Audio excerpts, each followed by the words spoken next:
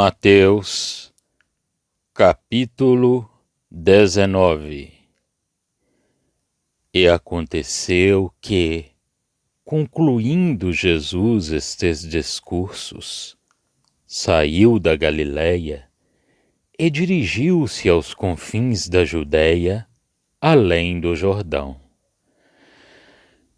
E seguiram-no grandes multidões, e curou-as ali. Então chegaram ao pé dele os fariseus, tentando-o e dizendo-lhe: é lícito ao homem repudiar sua mulher por qualquer motivo? Ele, porém, respondendo, disse-lhes: não tendes lido que aquele que os fez no princípio, macho e fêmea, os fez? E disse: portanto deixará o homem pai e mãe, e se unirá à sua mulher, e serão dois numa só carne? Assim não são mais dois, mas uma só carne. Portanto, o que Deus ajuntou, não o separe o homem. Disseram-lhes eles: então, por que mandou Moisés dar-lhe carta de divórcio e repudiá-la? Disse-lhes ele: Moisés, por causa da dureza dos vossos corações, vos permitiu repudiar vossas mulheres, mas no princípio não foi assim. Eu vos digo, porém, que qualquer que repudiar sua mulher, não sendo por causa de fornicação, e casar com outra, comete adultério. E o que casar com a repudiada, também comete adultério. Disseram-lhe seus discípulos: se assim é a condição do homem relativamente à mulher, não convém casar. Ele, porém, lhes disse: nem todos podem receber esta palavra, mas só aqueles a quem foi concedido. Porque há eunucos que assim nasceram do ventre da mãe, e há eunucos que foram castrados pelos homens, e há eunucos que se castraram a si mesmos por causa do reino dos céus. Quem pode receber isto, receba-o. Trouxeram-lhe então alguns meninos para que sobre eles pusesse as mãos e orasse. Mas os discípulos os repreendiam. Jesus, porém, disse: deixai os meninos, e não os estorveis de vir a mim, porque dos tais é o reino dos céus. E tendo-lhes imposto as mãos, partiu dali. E eis que, aproximando-se dele um jovem, disse-lhe: bom mestre, que bem farei para conseguir a vida eterna? E ele disse-lhe: por que me chamas bom? Não há bom senão um, que é Deus. Se queres, porém, entrar na vida, guarda os mandamentos. Disse-lhe ele: quais? E Jesus disse: não matarás, não cometerás adultério, não furtarás, não dirás falso testemunho, honra teu pai e tua mãe, e amarás o teu próximo como a ti mesmo. Disse-lhe o jovem: tudo isso tenho guardado desde a minha mocidade. Que me falta ainda? Disse-lhe Jesus: se queres ser perfeito, vai, vende tudo o que tens, e dá-o aos pobres, e terás um tesouro no céu. E vem, e segue-me. E o jovem, ouvindo esta palavra, retirou-se triste, porque possuía muitas propriedades. Disse então Jesus aos seus discípulos: Em verdade vos digo que é difícil entrar um rico no reino dos céus. Eu outra vez vos digo que é mais fácil passar um camelo pelo fundo de uma agulha do que entrar um rico no reino de Deus. E os seus discípulos, ouvindo isto, admiraram-se muito, dizendo: Quem poderá, pois, salvar-se? E Jesus, olhando para eles, disse-lhes: Aos homens é isso impossível, mas a Deus tudo é possível. Então Pedro, tomando a palavra, disse-lhe: Eis que nós temos deixado tudo, e te seguimos. Que receberemos? E Jesus disse-lhes: Em verdade vos digo que vós, que me seguistes, quando, na regeneração, o Filho do Homem se assentar no trono da sua glória, também vos assentareis sobre 12 tronos, para julgar as 12 tribos de Israel. E todo aquele que tiver deixado casas, ou irmãos, ou irmãs, ou pai, ou mãe, ou mulher, ou filhos, ou terras, por amor de meu nome, receberá 100 vezes tanto e herdará a vida eterna. Porém, muitos primeiros serão os derradeiros, e muitos derradeiros serão os primeiros. Capítulo 19. Este capítulo prossegue o assunto do Espírito que convém ao reino dos céus e penetra profundamente nos princípios que governam a natureza humana e no que era então divinamente introduzido. O Senhor aproximou-se da Judéia, e uma questão dos fariseus dá lugar à exposição da sua doutrina acerca do matrimônio. Deixando a lei dada por causa da dureza dos seus corações, ele reporta-se à instituição de Deus, segundo a qual o homem e a mulher deviam se unir para serem apenas um aos olhos de Deus. A relação é marcada aqui entre a coisa nova e a natureza, como Deus a tinha formado no princípio, passando por cima da lei, considerada somente como algo de intermediário. Era um novo poder, porque o pecado tinha aparecido, mas a criação de Deus é reconhecida, mostrando inteiramente o estado do coração que não admite a sua fraqueza. O pecado corrompeu o que Deus tinha criado de bom. O poder do Espírito de Deus, que nos foi dado pela redenção, coloca o homem e o seu caminho absolutamente fora de todo o estado da carne e introduz um novo poder divino, pelo qual o homem anda neste mundo seguindo o exemplo de Cristo.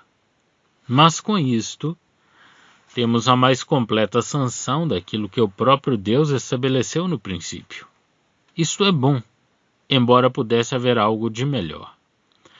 É muito impressionante a maneira como a lei é posta de lado para voltar à primitiva instituição de Deus, o poder espiritual, não retirando inteiramente o coração de toda a cena, embora ele ali andasse. O Senhor reconhece no casamento o filho, o caráter do jovem, o que é de Deus e o que é amável na natureza. Mas o estado do coração do homem é sondado. Isto não depende do caráter, mas dos motivos, e é plenamente posta à prova por Cristo.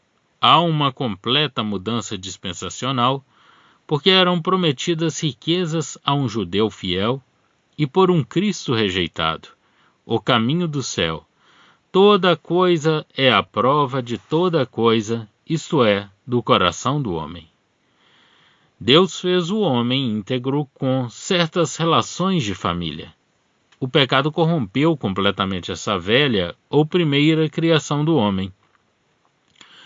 A vinda no Espírito Santo trouxe um poder que, no segundo homem, nos transporta da velha para a nova criação e nos dá as coisas celestes. Somente isto não é ainda quanto ao vaso, o corpo.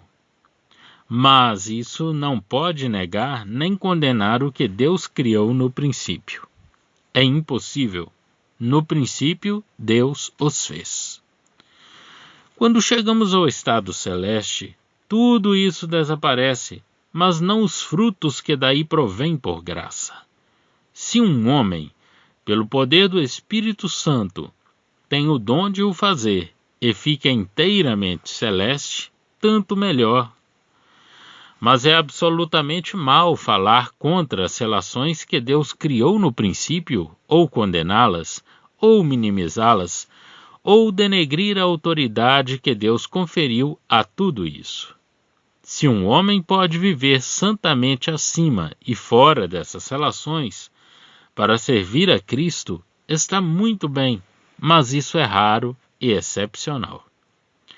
Estabelece, ou antes restabelece, o verdadeiro caráter do vínculo indissolúvel do matrimônio. Digo indissolúvel porque a exceção para o caso de infidelidade não abrange um. A pessoa culpada havia já quebrado o vínculo. O homem e a mulher já não eram uma só carne. Ao mesmo tempo, se Deus dava a força espiritual para isso, era ainda melhor ficar só. O Senhor renova então as suas instruções acerca das crianças, testemunhando a sua afeição por elas. Parece-me que ele o faz aqui relacionando o fato com a ausência de tudo que liga ao mundo, às suas distrações e às suas concupiscências, e reconhecendo o que é amável, confiante e visivelmente puro na natureza. Ao passo que, no capítulo 18, tratava-se do caráter intrínseco do reino. Depois disso, Jesus mostra, em relação com a introdução do reino na sua pessoa, a natureza da dedicação absoluta e do completo sacrifício de todas as coisas para o seguirem, se verdadeiramente procuravam agradar a Deus. O espírito do mundo, as paixões carnais e as riquezas são em todo sentido opostos a um tal ato. Sem dúvida, a lei de Moisés restringia essas paixões, mas supunha-as, e em certo sentido suportava-as. Segundo a glória do mundo, uma criança nada valia. Que poder poderia ela ter nessa glória? Mas ela é preciosa aos olhos do Senhor. A lei prometia a vida àquele que a observasse. O Senhor torna-a simples e prática nas suas exigências, ou antes recorda essas exigências na sua verdadeira simplicidade. As riquezas não eram proibidas pela lei. Quer dizer, embora as obrigações morais entre homem e homem fossem mantidas pela lei, o que ligava o coração ao mundo não era julgado por ela. Segundo o governo de Deus, a prosperidade ligava-se à obediência à lei, porque ela reconhecia o mundo e reconhecia que o homem vivia nele e ali o provava. Cristo reconhece isto mesmo, mas os motivos do coração são postos à prova. A lei era espiritual e o Filho de Deus estava ali. Encontramos outra vez o que já tínhamos visto, isto é, o homem posto à prova e Deus revelado. Tudo na natureza da lei é intrínseco e eterno, porque Deus está já revelado. Cristo julga tudo o que corrompe o coração, que atua sobre o seu egoísmo e o separa assim de Deus. Vende o que tens, diz ele, e segue-me. Infelizmente, o jovem não podia renunciar às suas riquezas, ao seu bem-estar, a si próprio. É difícil, diz Jesus, entrar um rico no reino dos céus.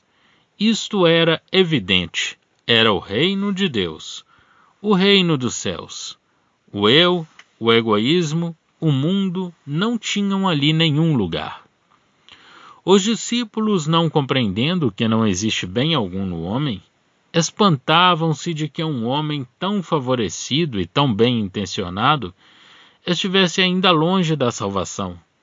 Quem poderia então salvar-se? Revela-se então toda a verdade. É impossível aos homens. Eles não podem vencer as concupiscências da carne. Moralmente, elas são o próprio homem quanto à sua vontade e aos seus afetos. Não se pode branquear um negro nem tirar as manchas da pele a um leopardo. O que eles exibem está na sua própria natureza. Mas para Deus, bendito seja o seu nome, tudo é possível. Estas instruções acerca das riquezas levam Pedro a perguntar qual seria a porção daqueles que tinham renunciado a tudo. Somos assim reconduzidos à glória do capítulo 17. Haverá uma regeneração. O estado de coisas será inteiramente renovado sob o domínio do Filho do Homem. Nesse tempo, os discípulos sentar-se-ão sobre 12 tronos para julgarem as 12 tribos de Israel. Eles terão o primeiro lugar na administração do reino terrestre. Cada um, porém, terá o seu próprio lugar, porque, quaisquer que fossem as coisas às quais tinham renunciado por amor de Jesus, receberiam o cêntuplo e a vida eterna. Aliás, a decisão não será estabelecida sobre as aparências, nem segundo o lugar que os homens ocupam no velho sistema e perante os outros homens. Muitos dos primeiros serão os últimos, e muitos dos últimos serão os primeiros. Com efeito, era de recear que o coração carnal do homem, num espírito mercenário, não aceitasse um tal encorajamento como forma de recompensa por todo o seu trabalho e por todos os seus sacrifícios, e procurasse fazer de Deus seu devedor. Já estão disponíveis para leitura os comentários do Novo Testamento e do Antigo Testamento de João Nelson Darby. Estão nos formatos de livro, e-book, também aplicativo para o celular Android. Visite o nosso site www.palavrasdoevangelho.com.